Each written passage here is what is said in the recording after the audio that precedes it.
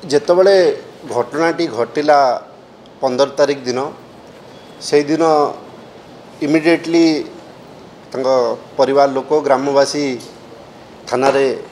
ମିସିଂର ଅଭିଯୋଗ କରିଥିଲେ। ହୁଏତ ଯଦି ପୁଲିସ ସେଇ ଦିନ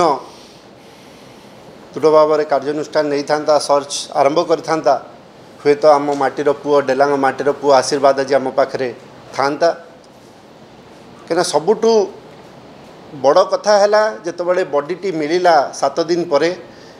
ତାଙ୍କ ଘରର 50 ମିଟର ଦୂରରେ ବଡ଼ିଟି ଠାବ କରାଗଲା। ଏବଂ କାଲି ମଧ୍ୟ ଆପଣମାନଙ୍କର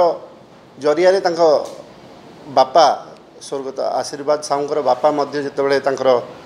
ପୋଷ୍ଟମର୍ଟମ୍ ପୁଅର ଚାଲିଥାଏ ସେତେବେଳେ ଯେତେବେଳେ ଗଣମାଧ୍ୟମର ପ୍ରତିନିଧି ପଚାରିଥିଲେ ସେ ମଧ୍ୟ କହିଥିଲେ ମୋର ବି ଡାଉଟ୍ ଥିଲା, ଯିଏ ମୁଖ୍ୟ ଆକ୍ୟୁଜ୍ ଅଛନ୍ତି ତାଙ୍କ ଉପରେ ଡାଉଟ୍ ଥିଲା ଏବଂ ସିଏ ଏ ବିଷୟରେ ଅବଗତ ମଧ୍ୟ କରାଇଥିଲେ ପୁଲିସ ପ୍ରଶାସନକୁ। ଏବଂ ତାର ଦୁଇ ଦିନ ପରେ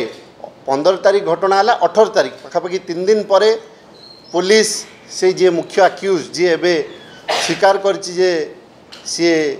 मर्डर करिछि बोली जहाँ काली एसपी तंक बयान रे प्रेस मीट रे कहिसंती ताकू डाकिथिले ताकू नेइथिले ताकू इंट्रोगेशन करिथिले एवं कहा चापरे कहा प्रेसर रे कि कोहू कारण जोगु ताकू छड़ा जाइथिला 18 तारिख एवं तदंतर काई अवहेला होइथिला तार तुरंत गोटे इनक्वारी हवा दरकार एवं यही घटना को फास्ट ट्रैक कोर्ट रे एवं पोस्को कोर्ट रे जेहेतु फास्ट ट्रैक कोर्ट रे आमर समस्त दाबी रही इनक्वारी हो गोटे स्पेशल टीम गठन होगी आर इनक्वारी हो कहीं पुलिस द्वारा अवहेला होता ता सहित जहाँ आम वरिष्ठ नेता संजय बाबू कहते जितेबाला आशीर्वाद माँ बापा जो न्याय पाइले पुअर किसी खोज खबर पाइले ना 6 दिन धरी से जो राजरास्त जा बसिले गाँ लोक भी सहित जा बसिले एवं